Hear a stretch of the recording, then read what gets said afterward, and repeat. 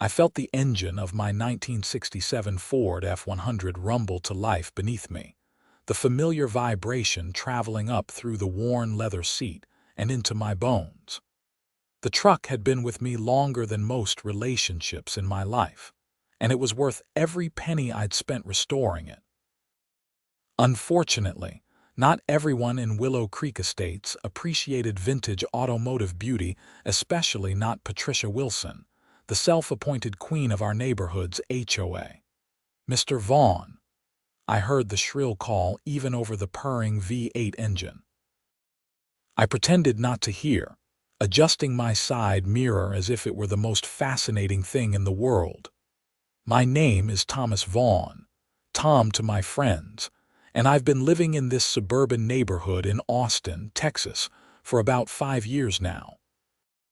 When I purchased my home, the HOA seemed reasonable, just the standard stuff about lawn maintenance and holiday decorations. But 6 months ago, Patricia had been elected president, and everything changed. "Mr. Vaughn, I need to speak with you immediately." Patricia was power walking toward my driveway in her pristine white tennis outfit, clipboard in hand like it was some kind of official badge of authority. I sighed and rolled down my window. "Good morning, Patricia. What can I help you with today?" Her eyes narrowed as she looked at my truck with the same expression someone might use when discovering mold in their shower. "That vehicle cannot remain parked in your driveway.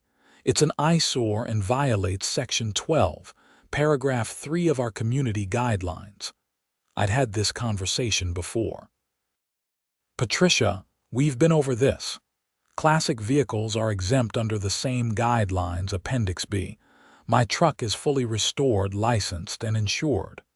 It's not the condition, Mr. Vaughn, it's the age. The bylaws clearly state that no vehicle manufactured before 1980 can be visible from the street." She thrust her clipboard forward, pointing to a highlighted line of text I couldn't possibly read from inside my truck. This was new. I was certain no such rule existed when I moved in. "Since when?"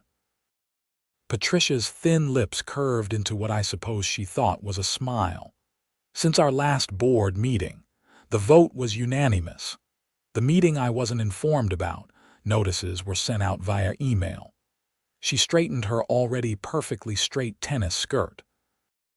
"In any case, you have 24 hours to relocate that antique to a garage or storage facility, or it will be towed at your expense." Before I could argue further, she pivoted on her white sneakers and strode away, stopping occasionally at other houses to make notes on her clipboard. I sat there gripping the steering wheel tightly. The truck had been my father's, passed down to me when he died. Dad had taught me to drive in this truck, showed me how to change the oil, replace spark plugs, and appreciate the craftsmanship of vehicles built when things were meant to last.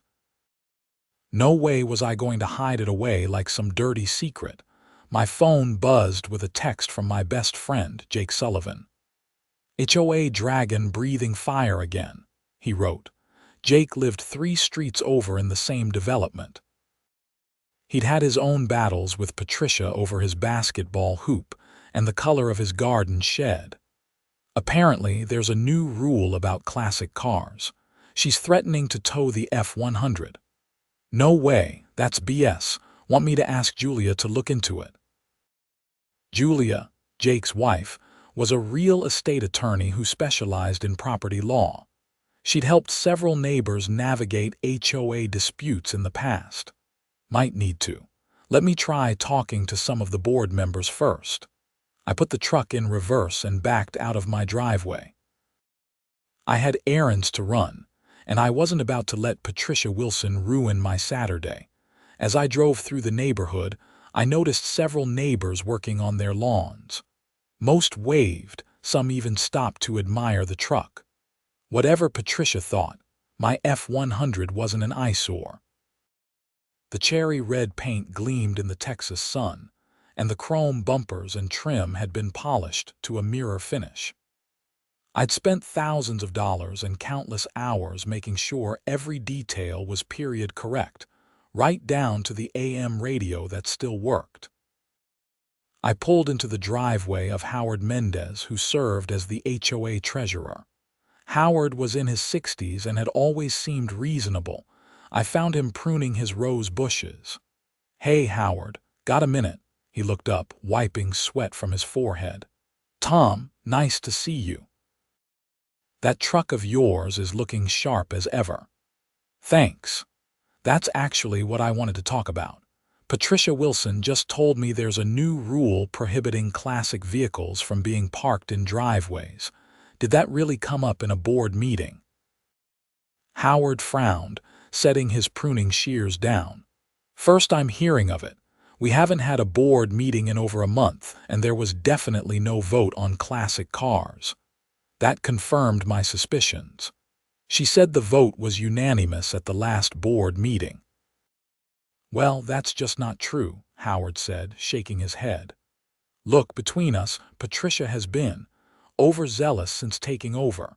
She's been acting unilaterally on a lot of things, claiming board approval. Isn't that against the HOA bylaws completely?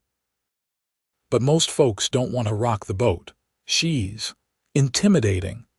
I thanked Howard and headed back to my truck, my mind racing. By the time I returned home that afternoon, a bright orange sticker had been slapped on my windshield. "Notice of violation.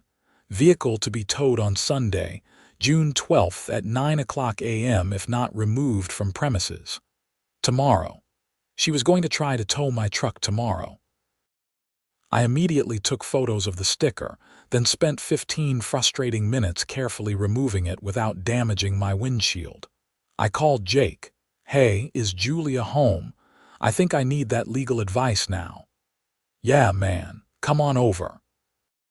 30 minutes later, I was sitting in Jake and Julia's kitchen, explaining the situation while Jake poured beers.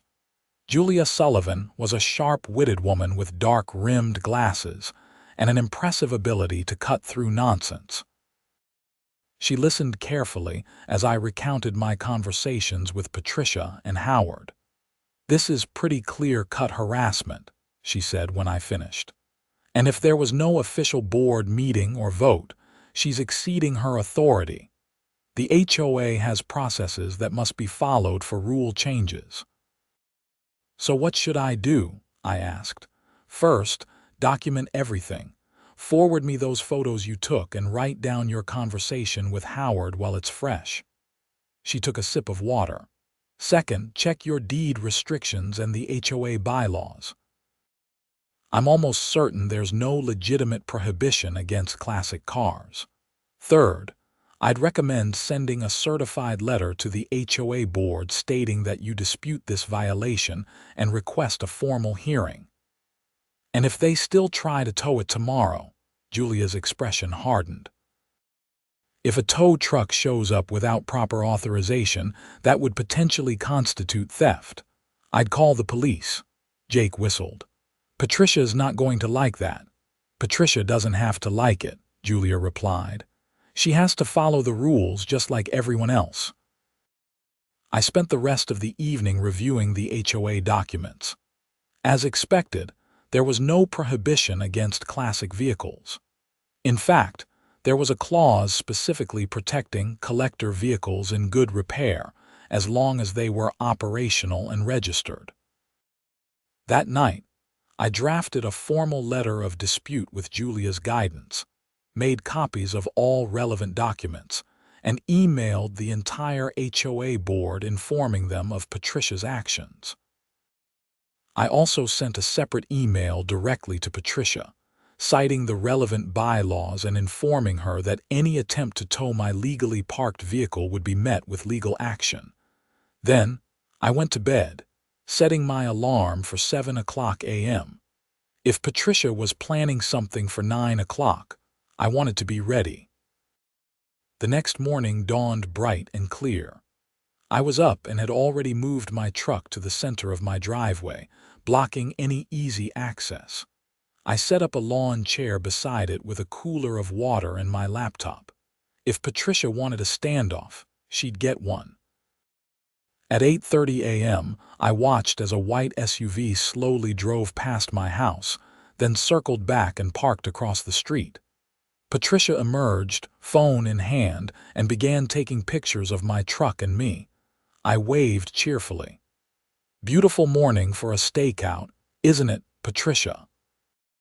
She ignored me, tapping furiously on her phone. 10 minutes later, a tow truck from Eagle Eye Towing turned onto our street. My heart rate picked up, but I remained seated, reviewing the printouts of the HOA bylaws and the local laws regarding towing. The truck pulled up alongside Patricia's SUV. A burly man in his 30s hopped out and conferred with her briefly before approaching my driveway. "Morning, sir. I've got orders to remove this vehicle." I stayed calm. "May I see your towing authorization, please?" He looked confused for a moment, then held up a form. "Got it right here, signed by the HOA president." I examined the paper. It was a standard tow request form with Patricia's signature, citing violation of community standards as the reason. "I'm afraid this isn't valid," I said, handing it back. Under Texas Property Code Section 2308.253, a towing company must have written consent from the property owner, that's me or someone authorized by the property owner, to remove a vehicle from a private residence. This is my driveway, my property, and my vehicle. The HOA has no legal right to remove it. The tow truck operator looked uncomfortable. "Look, man, I'm just doing my job." "I understand that," I replied. "But if you proceed with this tow, you'll be participating in an illegal removal, which could result in a civil suit against both you and your company. I have documentation proving this vehicle complies with all HOA regulations." He glanced back at Patricia, who was now marching toward us, face flushed with anger. "Why are you just standing there?" she demanded. "Hook it up and remove it." The operator showed her the paperwork I'd given him. "Madam, if what he's saying is true, I can't legally tow this vehicle." "Of course you can. I'm the HOA president." "That doesn't give you the authority to tow vehicles from private property without proper cause," I interjected. "I've reviewed the bylaws thoroughly and my truck is in full compliance." Patricia's eyes narrowed to slits. "This isn't over, Mr. Vaughn. That monstrosity is bringing down property values in the entire neighborhood." "That's your opinion, Patricia, and you're entitled to it. But you're not entitled to make up rules or enforce non-existent ones." The tow truck operator, clearly wanting no part of this dispute, was already backing toward his truck. "I'm going to have to pass on this one, madam. Call the office if you want to discuss further, but I need proper documentation." As he drove away, Patricia pointed a finger at me. "The board will hear about this insubordination." "Great," I replied calmly. "I look forward to addressing the entire board. In fact, I've already emailed them about your unauthorized actions." She stormed off to her SUV and peeled away from the curb with more speed than was advisable in a residential area. I thought that might be the end of it, but Patricia Wilson wasn't one to surrender easily. The next day, I received an official-looking letter in my mailbox. It was a notice of a special HOA board meeting to be held Wednesday evening to discuss chronic violations and disruptive behavior by community members. My name wasn't specifically mentioned, but the timing made the target obvious. I called Julia immediately. "She's called an emergency board meeting," I explained after reading her the letter. "Perfect," Julia replied, surprising me. "This is exactly what we want. A proper forum where other board members and homeowners can witness her behavior. I'll come with you." "You sure?" "Absolutely. I haven't had a good HOA showdown in months. It keeps my skills sharp." Wednesday evening arrived, and the community center was more crowded than I'd ever seen it for an HOA meeting. Word had spread about the conflict, and many neighbors were curious about the outcome. Some had their own grievances with Patricia's leadership style. Patricia sat at the center of the board table, flanked by the vice president, treasurer, and secretary. She looked surprised at the turnout but quickly composed herself. "This special meeting of the Willow Creek Estates Homeowners Association is now in session," she announced, banging a small gavel.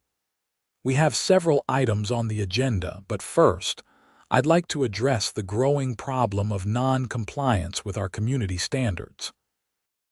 She launched into a speech about property values and neighborhood aesthetics, occasionally glancing in my direction. Finally, she got to the point. "Mr. Thomas Vaughn has repeatedly ignored warnings about his non-compliant vehicle, creating an eyesore visible from multiple properties." Julia stood up before I could. "If I may, I'd like to address the board regarding this matter." Patricia frowned.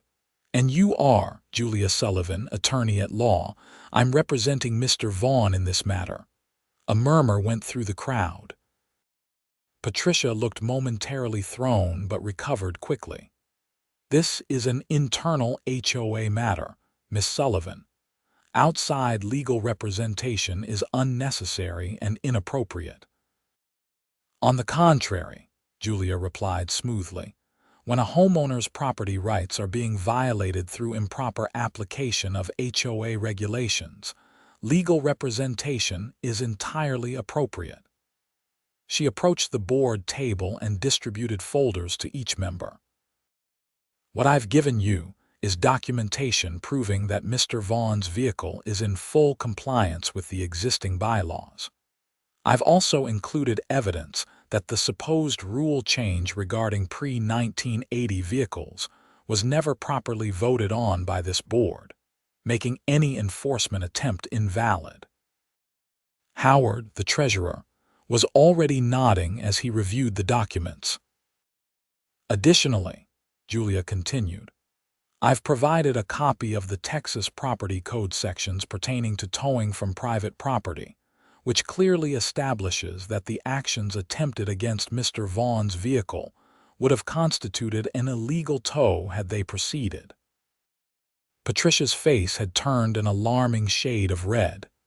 "These are internal matters that, with all due respect, Miss Wilson," Julia interrupted, "attempting to remove a homeowner's property illegally is not an internal matter. It's potentially a civil rights violation."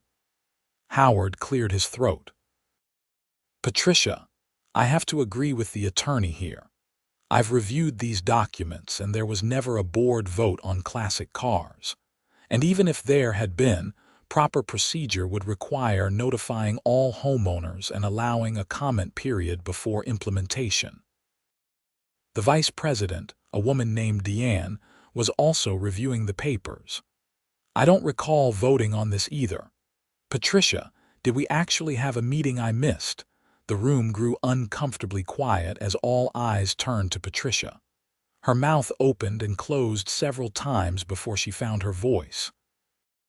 "There may have been some procedural oversights in the interest of expediting community improvements." "Procedural oversights," Howard repeated incredulously. "You told Tom the vote was unanimous. There was no vote." "And you attempted to have his legally parked vehicle towed from his own property," Julia added. "That goes beyond a procedural oversight." Several homeowners in the audience began whispering to each other. I noticed Jake in the back, recording everything on his phone with a barely suppressed grin. Patricia gathered her papers with shaking hands. "I think we should table this discussion until our legal counsel can review these allegations. I move that we immediately rescind any violation notices issued to Mr. Vaughn regarding his vehicle," Howard said firmly. "I second that motion," Deanne added. "All in favor?" Howard asked, looking around the table. Every board member except Patricia raised their hands. "Motion carries," Howard declared. "Mr. Vaughn, please accept the board's apology for this misunderstanding." Patricia looked like she might explode. "This meeting isn't over. We have other matters to discuss." "Actually," the HOA secretary spoke up, "since this was called as a special meeting specifically to address violations, and we've resolved the matter, we should probably adjourn and save other business for the regular monthly meeting." "I move to adjourn," said Deanne quickly. "Seconded," Howard added. Before Patricia could object, the motion carried, and people began filing out of the room. I approached the board table to thank Howard and the others, deliberately avoiding Patricia's glare. As Julia and I walked to the parking lot, I felt relieved but also concerned. "She's not going to let this go, is she?" Julia shook her head. "Probably not. People like that rarely do, but she'll have to be more careful now that the other board members are paying attention." I wasn't so sure. The look in Patricia's eyes as we left suggested this was far from over. The following Saturday, I was washing my truck in the driveway when I noticed an unfamiliar car driving slowly past my house. The driver, a man in a suit I didn't recognize, seemed to be taking pictures with his phone. On Sunday, the same car appeared again, this time stopping directly across from my driveway. The man got out and began taking measurements of the street with some kind of rolling wheel device. By Monday morning, I'd had enough of the surveillance. When I spotted the car again, I approached it directly. "Can I help you with something?" I asked the driver, who seemed startled by my direct approach. "Just doing some municipal assessments," he replied vaguely, not making eye contact. "For which department?" "A private contractor," he mumbled, putting his car in gear. "Have a good day." He drove off before I could ask any more questions. That evening, I received an email notification of another special HOA meeting, this time regarding street safety concerns and right-of-way violations. I immediately forwarded it to Julia. "Round 2, I texted Jake. "Patricia never gives up," he replied. "Julia's already working on it." The next morning, I was backing the F-100 out of my garage when I noticed bright orange markings on the street in front of my house. Someone had spray-painted what looked like utility lines, except I knew for a fact that no work was scheduled in our area. I called the city's Public Works Department to confirm. As I suspected, they had no record of planned work on our street. The plot thickened when I walked the neighborhood and discovered that the markings only appeared in front of houses with board members who had voted against Patricia at the last meeting, and my house. The pattern was becoming clear. Patricia was orchestrating some kind of scheme, and it involved targeting those who had opposed her. I decided to install a security camera overlooking my driveway and the street. Jake helped me set up a wireless system that would alert me to any activity near my truck or property. 2 days later, my investment paid off. At 5:30 a.m., my phone buzzed with an alert. I checked the camera feed to see Patricia herself crouched near my mailbox, placing something inside.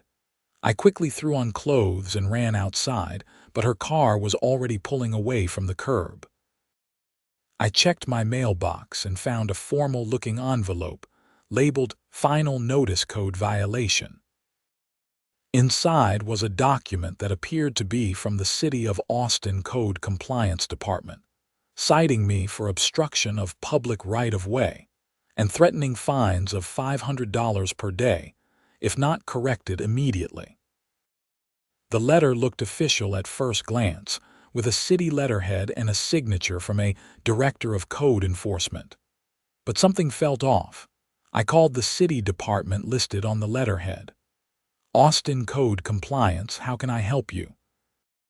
"Hi, I received a violation notice this morning and wanted to verify its authenticity."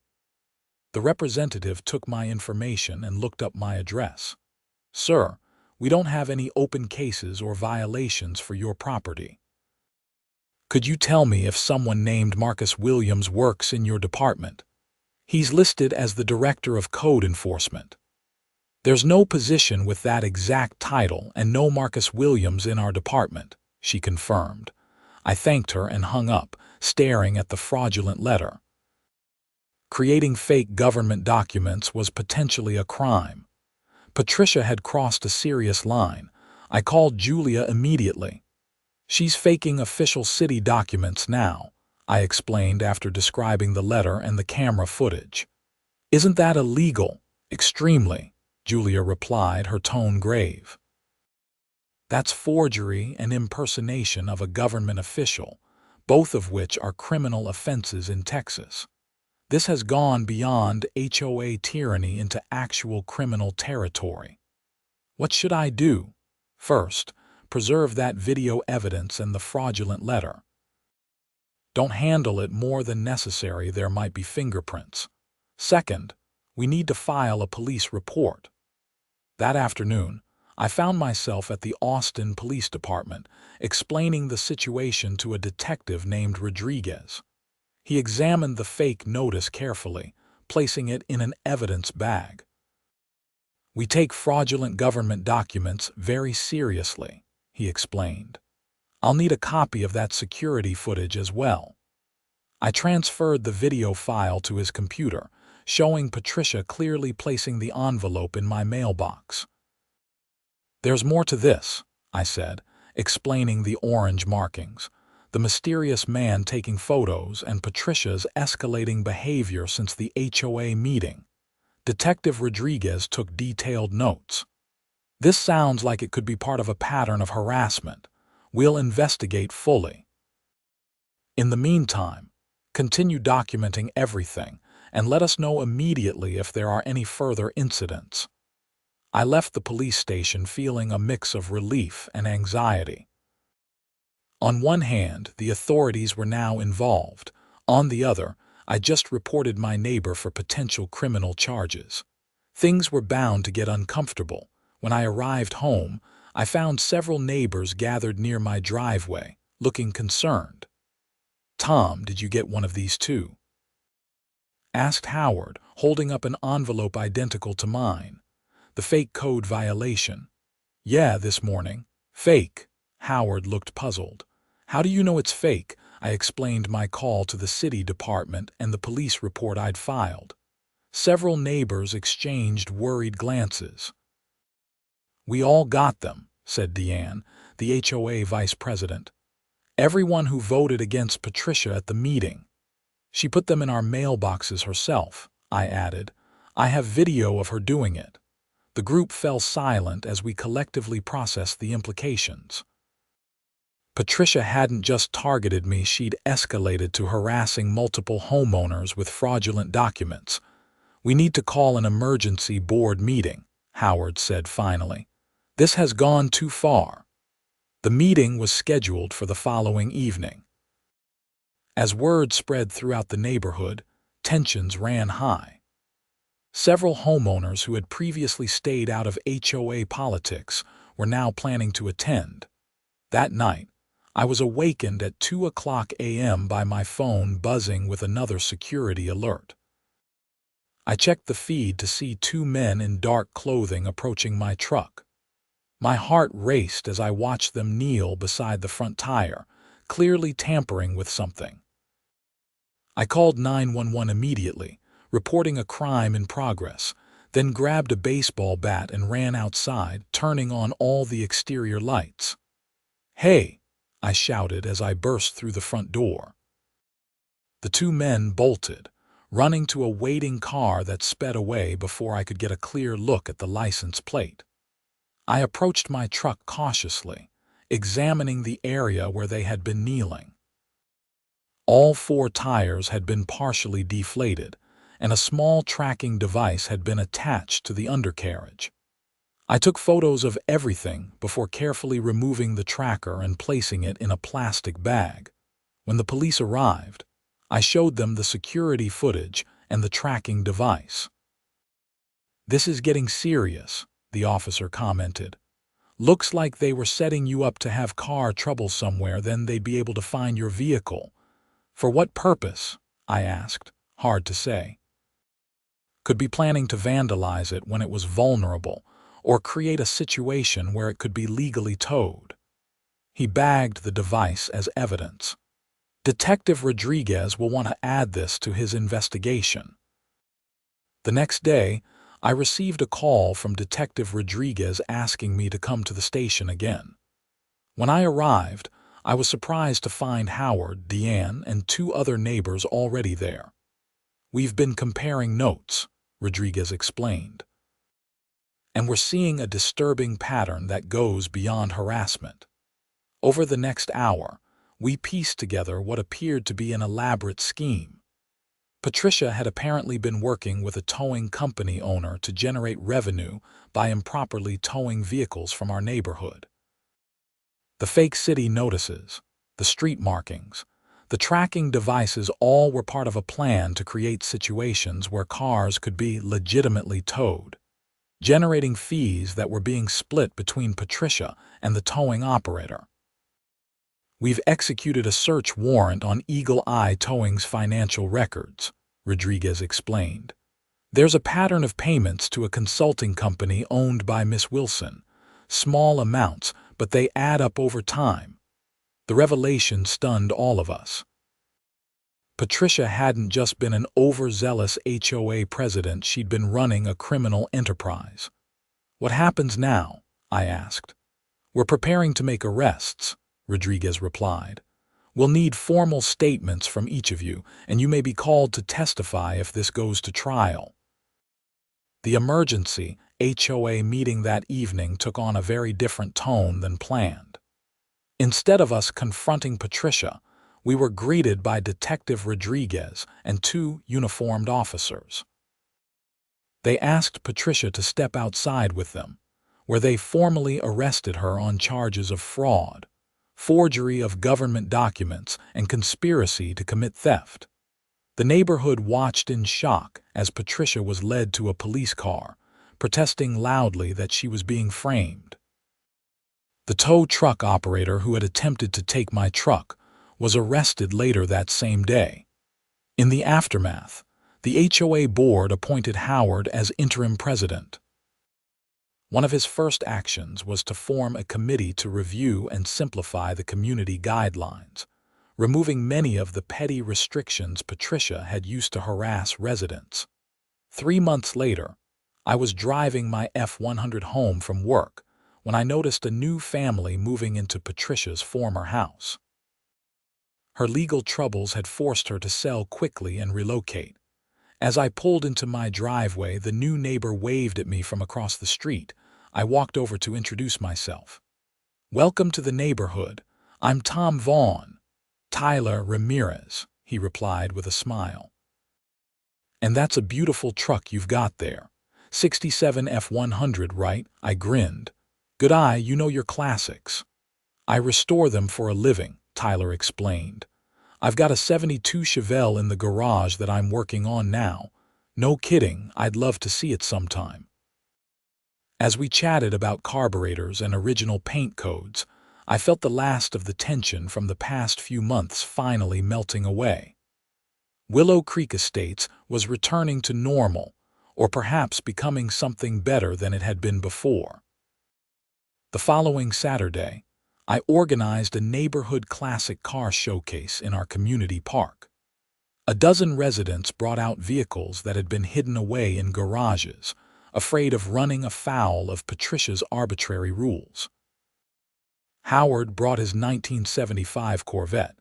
Diane showed off a beautifully maintained 1969 Mustang. And Tyler's Chevelle, still a work in progress, was the talk of the event. As I watched neighbors admiring each other's prized possessions, sharing stories and forming new friendships, I couldn't help but reflect on the strange journey that had started with a simple parking dispute. Julia and Jake stopped by with their kids, who were fascinated by all the old-timey cars.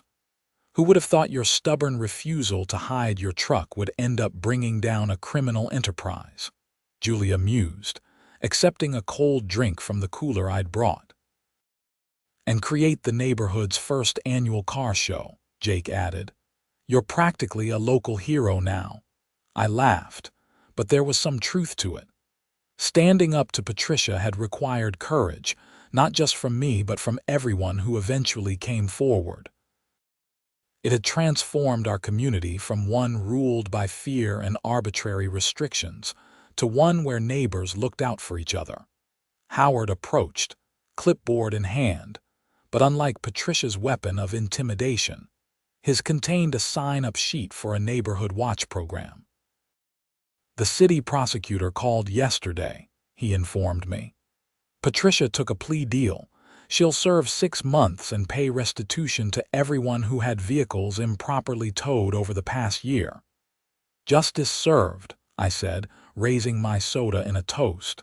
"And the best part, the money she's required to pay back is going into a community improvement fund. The board was thinking we could use it to build that basketball court the kids have been wanting." I nodded appreciatively. From parking disputes to public works, we've come a long way. As the afternoon stretched into evening, Tyler convinced me to open the hood of my F-100 so he could admire the engine work. A small crowd gathered around as I explained the restoration process, the hours spent hunting down original parts, the memories of working alongside my father. "This is more than just a vehicle," I told them. "It's a piece of history, a connection to the past. That's what makes classic cars special." Later, as everyone was packing up to head home, an unfamiliar tow truck pulled into the park's lot. My heart skipped a beat before I recognized it wasn't from Eagle Eye Towing. A young woman hopped out and approached our group. "I heard there was a classic car show," she said. "I'm Jess Simmons from Restoration Towing. We specialize in classic and luxury vehicle transport." I thought I'd drop off some business cards in case anyone needs a safe tow for their restoration projects. Howard laughed. "Perfect timing. We just got rid of a very problematic towing situation in this neighborhood." Jess looked confused, so I gave her the abbreviated version of our HOA saga. "That's wild," she said when I finished. "Some people really abuse what little power they have, don't they?" "The important thing is that the community stood together in the end," I replied. "Now we're rebuilding both our cars and our neighborhood." As the sun set over Willow Creek Estates, I drove my F-100 slowly home, enjoying the rumble of the engine and the appreciative glances from neighbors. The truck now symbolized something beyond my personal history. It represented standing up for what's right, even when it would be easier to give in. Howard had asked me to consider joining the HOA board to fill the vacancy left by Patricia's departure. I was still thinking about it, weighing the responsibility against the opportunity to help ensure our neighborhood remained a community rather than a collection of rules and restrictions. As I parked in my driveway prominently visible from the street, I decided I would accept the position. After all, someone needed to make sure the rules protected people's rights rather than trampling them. 6 months later, our HOA had been transformed. The Byzantine rules had been simplified to focus on safety and basic maintenance while respecting homeowners' individuality. The basketball court was under construction, funded by Patricia's restitution payments. And every Saturday, weather permitting, classic car enthusiasts from our neighborhood and beyond gathered at the community park to share their passion. My truck still sat in my driveway, a daily reminder that some things are worth fighting for. And whenever new residents moved in, I made a point of personally delivering the HOA welcome packet, which now included a clear explanation of homeowners' rights, along with the community responsibilities. The story of how a 1967 Ford F-100 brought down an HOA president had become neighborhood legend, retold at barbecues and community events with increasing embellishment. I didn't mind. If it helped remind people that even small stands against injustice matter, then it served a purpose beyond just being a good story. One evening, as I was polishing the truck's chrome bumper, a police car pulled up in front of my house. Detective Rodriguez stepped out with a smile. "Thought you'd like to know that the investigation expanded beyond your neighborhood," he said after we shook hands. "Turns out Patricia and her towing partner had similar schemes running in 3 other communities. The DA's office is pursuing additional charges." "I'm not surprised," I replied. "Someone willing to fake government documents probably didn't limit their dishonesty to just our HOA. You started something important when you refused to back down," Rodriguez said, admiring the truck. "Not everyone has the courage to stand up against someone abusing their authority." After he left, I sat on my porch looking at my truck gleaming in the sunset. My father had always said that sometimes the greatest test of character is what you're willing to fight for. He'd meant it about preserving the classic truck, taking the time to do restoration right rather than cutting corners. But it applied equally to standing up for principles, for community, for what's right. The following morning, I attended the grand opening of the new basketball court. Children from throughout the neighborhood were already lining up to play as Howard cut a ceremonial ribbon. "None of this would have happened without Tom and his classic truck," he announced to the gathered crowd. Sometimes it takes someone willing to stand their ground to remind us all what community really means. The applause was embarrassing but heartwarming. As I looked around at the smiling faces of my neighbor's people, who had once been strangers united only by proximity, but were now friends bonded by shared experience, I felt a deep satisfaction. Julia approached with a legal folder. "The final settlement for the class action against Eagle Eye Towing came through," she said. "Everyone who had their vehicles improperly towed will receive full compensation plus damages." "You did amazing work," I told her sincerely. She shrugged. "It's not every day an attorney gets to take down both a corrupt HOA president and a predatory towing company in one case. This one's going in my professional highlight reel."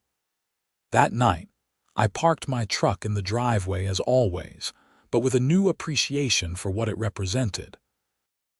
It wasn't just my connection to my father anymore, or even just a lovingly restored classic vehicle. It had become a symbol of standing up against petty tyranny, of a community finding its voice, of neighbors discovering common ground. As Willow Creek Estates settled into its new normal, one where differences were respected and common areas were truly shared spaces, I often thought about how close we had come to losing that potential. If I had simply given in and hidden my truck away, Patricia's schemes might have continued unchecked for years, gradually eroding the community spirit that now flourished. A year after Patricia's arrest, we held the first annual Willow Creek Community Festival, featuring a classic car show, local food vendors, and activities for residents of all ages. The event drew people from neighboring communities as well, many curious about how our HOA had transformed from a notorious example of overreach to a model of collaborative governance. My F-100 had a place of honor at the show, with a small plaque explaining its role in the neighborhood's history. I felt a bit self-conscious about the attention, but Tyler insisted it was important to preserve the story. "Every community needs its founding myths," he said with a grin. "Yours just happens to be true." As I watched children playing basketball on the court that Patricia's restitution had built, I reflected on the irony. Her attempt to control and profit from our neighborhood had ultimately led to its liberation and strengthening. Sometimes, the best outcomes arise from the most difficult challenges. Howard joined me, looking satisfied with the festival's success. "The board has been talking," he said. "We'd like to officially name the basketball court after you." I laughed and shook my head. Absolutely not. If anything, name it community court. That's what this has always been about, all of us, not any individual. Howard nodded approvingly. I told them you'd say that, but the sentiment stands. You reminded us all what we should have known from the beginning, that rules exist to serve the community, not the other way around. As the festival wound down and neighbors helped clean up, I took a moment to sit in my truck, running my hands over the familiar steering wheel. I thought about my father, how proud he would be not just of how I'd maintained his truck, but of how I'd stood by my principles. In the end, the story of my classic truck versus the HOA wasn't really about a vehicle at all. It was about finding the courage to challenge arbitrary authority, about neighbors discovering common cause, and about transforming conflict into community. The F-100 was just the catalyst that brought those deeper issues to light. I started the engine, enjoying its rumble as I had thousands of times before. But now it sounded different somehow, like the heartbeat of a neighborhood that had found its voice, its purpose, and its unity through an unexpected struggle. And as I drove slowly through the streets of Willow Creek Estates, neighbors waved and children pointed at the famous truck that had changed everything. It wasn't just my truck anymore in a way. It belonged to all of us, a shared symbol of what we could accomplish together when we refused to be intimidated by those who would abuse their power. The classic Ford F-100 had outlasted trends, technologies, and even a corrupt HOA president. It would likely outlast me too, carrying its stories forward for future generations, a rolling reminder that sometimes the things most worth preserving are not just objects, but the principles they come to represent.